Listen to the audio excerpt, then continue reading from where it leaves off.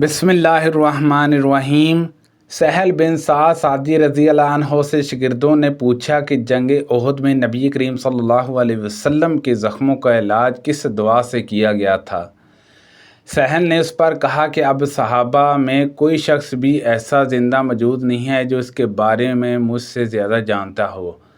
हज़रत अली रज़ी अल्लाह अन्हो अपनी डाल में पानी भर भर कर ला रहे थे और सैयदा फ़ातिमा रज़ी अल्लाह अन्हा आप सल्लल्लाहु अलैहि वसल्लम के चेहरा से खून को धो रही थीं और एक बोरिया जलाया गया और आपके ज़ख्मों में उसी की राख को भर दिया गया था।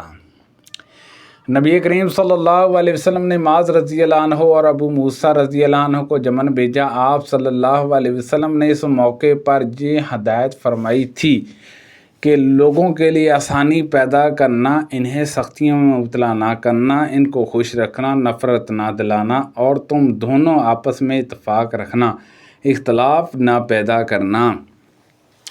रसूल करीम सल्लल्लाहु अलैहि वसल्लम ने जंग ओहद के मौके पर तीर अंदाज़ों के 50 आदमियों का अफसर अब्दुल्ला बिन जुबैरिया रज़ी अल्लाह अन्हु को बनाया था। आप सल्लल्लाहु अलैहि वसल्लम ने इन्हें ताकीद कर दी थी कि अगर तुम ये भी देख लो कि परिंदे हम पर टूट पड़े हैं, फिर भी अपनी जगह से मत हटना जब तक मैं तुम लोगों को कहलाना ना भेजूं। इसी तरह अगर तुम ये देखो कि कफ़ार को हमने शिकस्त दे दी है और इन्हें पामाल कर दिया है, फिर भी जहाँ से ना टलना जब तक मैं तुम्हें खुद बुलावा ना भेजूं।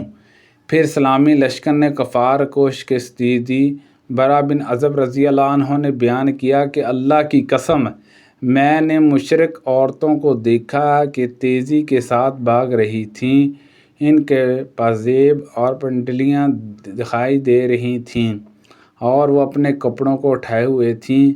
अब्दुल्ला बिन जुबैरिया रज़ी अल्लाह अन्हु के साथियों ने कहा कि गनीमत लौटो, ऐ कौमे गनीमत तुम्हारे सामने है, तुम्हारे साथी गालिब आ गए हैं, अब डर किस बात का है। इस पर अब्दुल्ला बिन जुबैरिया रज़ी अल्लाह अन्हु ने इनसे कहा कि क्या जो हदायत रसूलुल्लाह सल्लल्लाहु अलैहि वसल्लम ने की थी तुम उसे भूल गए।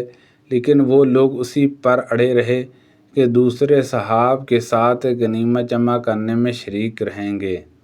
जब ये लोग अक्सरियत अपनी जगह छोड़कर चले आए तो इनके मुंह काफिरों ने फेर दिए और मुसलमानों को शिकस्त ज़दा पाकर भागते हुए आए।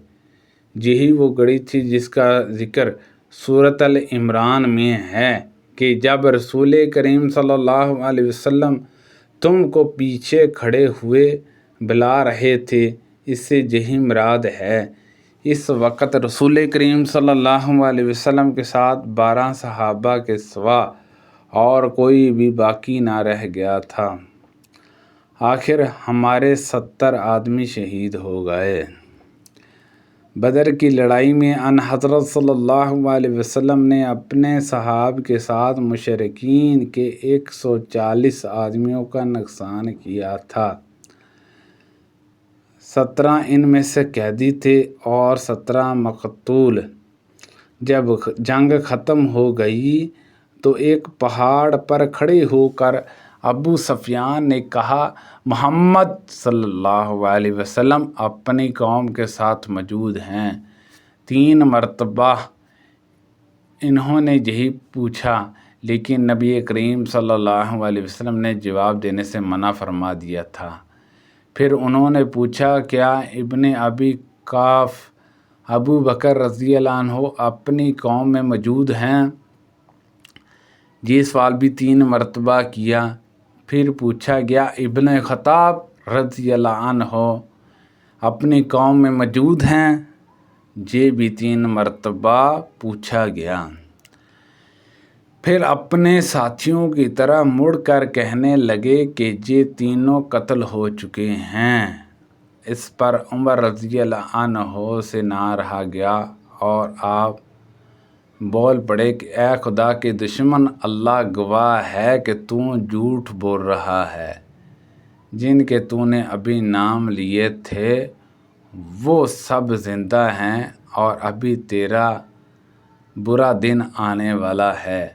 ابو سفیان نے کہا اچھا، آج کا دن بدر کا بدلہ ہے اور لڑائی بھی ایک ڈول کی طرح ہے، کبھی ادھر کبھی ادھر۔ تم لوگوں کو اپنی قوم کے بعض لوگ مسئلے کیے ہوئے ملیں گے۔